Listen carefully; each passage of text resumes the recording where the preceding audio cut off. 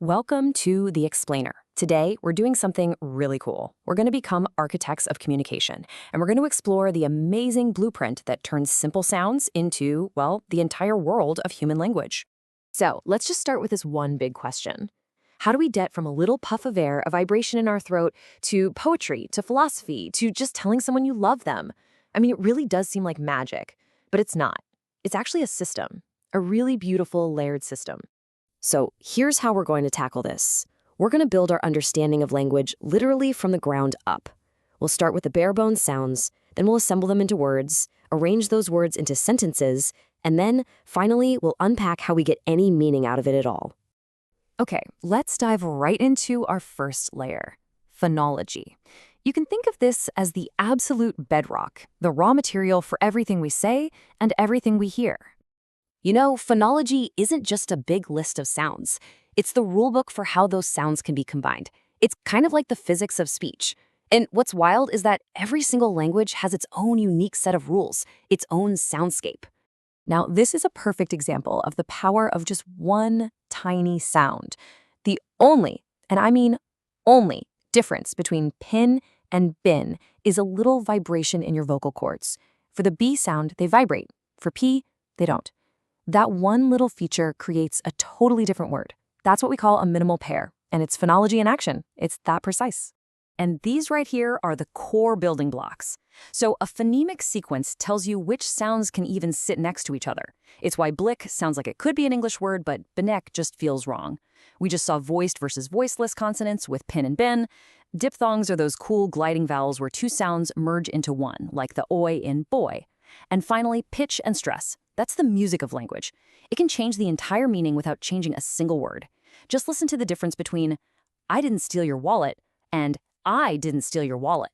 See? Same words, totally different meanings. All right, let's move up to our next layer. We're going to see how we assemble all those sounds into units that actually mean something. So welcome to the world of morphology, the study of words. So the key concept here, the word you really want to remember, is morpheme. Now, this isn't a syllable. A morpheme is the smallest piece of a word that actually carries a meaning.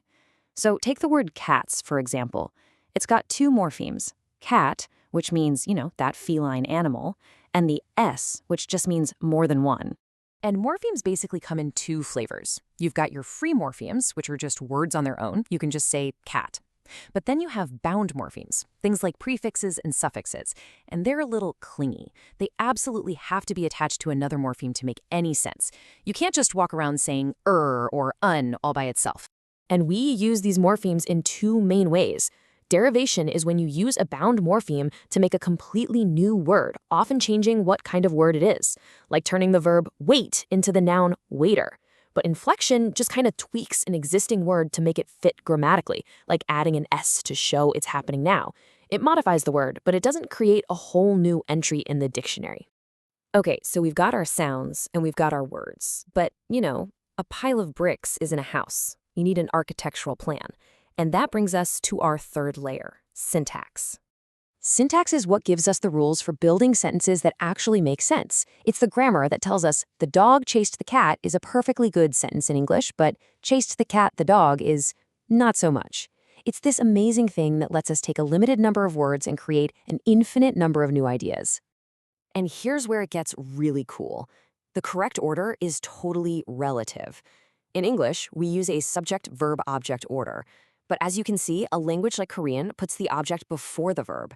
In Irish, it puts the verb right at the beginning. No single way is better than another. They're just different blueprints for building a thought. All right, now let's look at this sentence. Syntactically, it's perfect. You've got a subject, they, a verb, are barking, and an object, apples. It follows all the rules of English grammar. But what is going on here? Something's off, right? This is where syntax kind of hits a wall. This is what linguists get really excited about and call structural ambiguity. The sentence itself, the surface structure, is exactly the same, but it could point to two completely different underlying meanings, or what they call deep structures. And this idea that a few deep rules can generate all the possible sentences we can say is really the core of what's known as transformational generative grammar. This finally brings us to the top floor of our whole linguistic structure, meaning. Now, this layer is so rich and complex that it's actually split into two different fields, semantics and pragmatics. So here's the simplest way to think about it. Semantics is all about the what, the literal dictionary definition. A dog is a canine. Simple. But pragmatics is about the why and the how. What did the speaker mean in that specific situation? So if you say, it's getting late, the semantics are about the time. The pragmatics might be, hey, we should probably go home now. Semantics explores this huge interconnected web of relationships between words. You've got words that mean the same thing, words that mean the opposite, and then you have phrases like idioms and metaphors where the meaning just isn't the sum of its parts. It also covers the difference between a word's dictionary definition, its denotation, and all the cultural and emotional weight it carries, its connotation. Think about the difference between a house and a home. You know, the piggy bank example really nails the heart of semantics.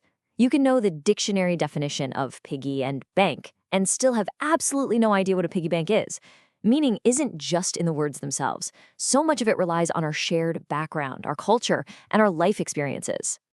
Now let's jump over to pragmatics. Think about it. We don't just use words to state facts. We use them to do things. Saying it is cold in here is a statement of fact. That's the locutionary act.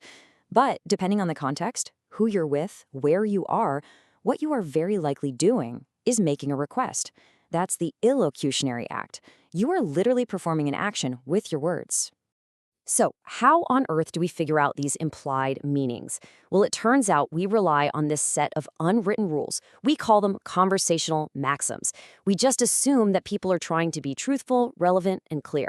So, when someone asks, "Do you like my new haircut?" and you say, "Well, it's very bold," you're actually breaking the maxim of manner. And because of that, they know you're implying something you aren't saying out loud. So we've gone all the way from the vibrations of phonology to the hidden intentions of pragmatics. We have built our linguistic house. But why does understanding this blueprint actually matter in the real world? Well, what this all shows us is that language isn't just one thing. It's this incredibly complex, integrated system. And that matters a lot. For AI developers who are building language models, this blueprint is their guide. For speech therapists, it's a diagnostic tool. And for any of us trying to learn a new language, it explains why an error isn't really a mistake. It's often just the logical rules from our own native language's blueprint showing through. And that's our tour of the blueprints of language. So the next time you're talking or listening to someone, just pay attention. See if you can spot the morphemes, the syntax, that subtle little dance between what's being said and what's actually meant. You're a master architect, and you probably didn't even know it.